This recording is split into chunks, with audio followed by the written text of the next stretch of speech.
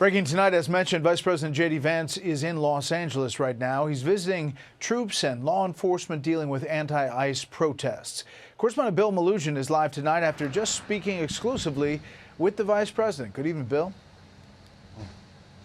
Brett, good evening to you. We wrapped up with VP Vance just a short time ago, and the very first thing I asked him is, with so much going on in the world right now, why come here to Los Angeles? He told me he wanted to meet with the soldiers and the federal agents who he says helped restore order here in LA during the riots over the last couple of weeks. We covered two main topics, immigration and Iran. Here's part of our interview.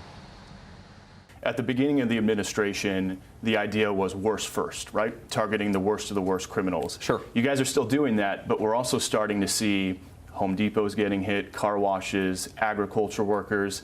Is the net widening? Yes, we're focusing on the most violent criminals. We're focusing on people who came here illegally over the Biden administration. But put simply, if you came into the country illegally, if you're not a legal resident of the United States of America, you ought to go back home and come through proper channels. So basically, it's what Tom Homan has said repeatedly. If you're in the U.S. illegally, you're on the table. If you're in the U.S. illegally, you are at risk of deportation. What's your metric for determining how long the military is going to be here in Los Angeles? Things are calm right now. Are you going to keep them here for a while in case there's more activity? When do you pull them out? Well, I think what the president says, you got to do this case by case, right? See how this goes, see where we are in a few days, ensure that you don't have the increase in rioting activity. We're going to pull out the troops when we feel confident that level of instability is not going to return. But of course, when that happens and when the president makes that decision, of course, it's easy to put people back in if you feel like that rioting starts to ramp up again. There have been all sorts of articles and media reporting about this supposed rift in MAGA world and amongst Republicans about what to do with Iran. How do you see things right now? Look, what the president said is so perfect about this. I think he gets to define America first because he's the person who ran, who was elected, and who actually leads this movement.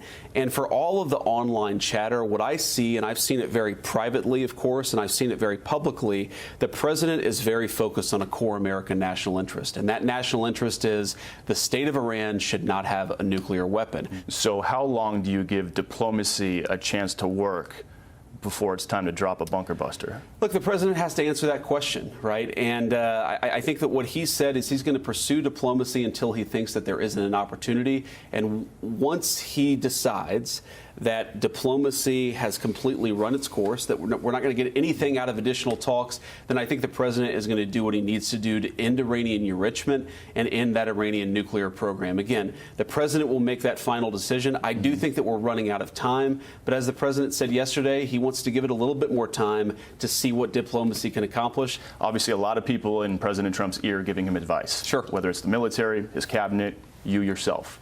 What advice are you giving him?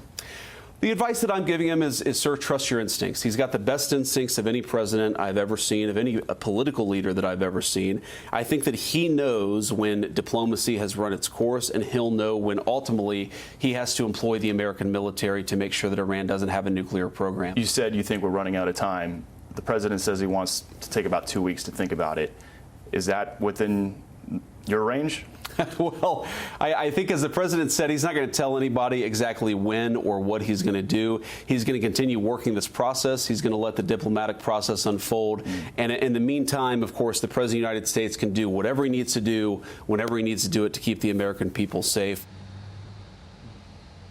And then bringing things back here to L.A., I asked VP Vance to respond to L.A. Mayor Karen Bass demanding that ICE operations completely stop here in Los Angeles. Vance laughed and said there is a 0% chance that is going to happen. He says the more riots, the more protests, the more activists and politicians that interfere, they're going to double down on their operations at the federal level. I asked him, what is his message to both Governor Gavin Newsom and Los Angeles Mayor Karen Bass? He said, quote, do your job. And he said he finds it interesting, in his words, that they seem to care more about illegal immigrants than U.S. citizens. Brett?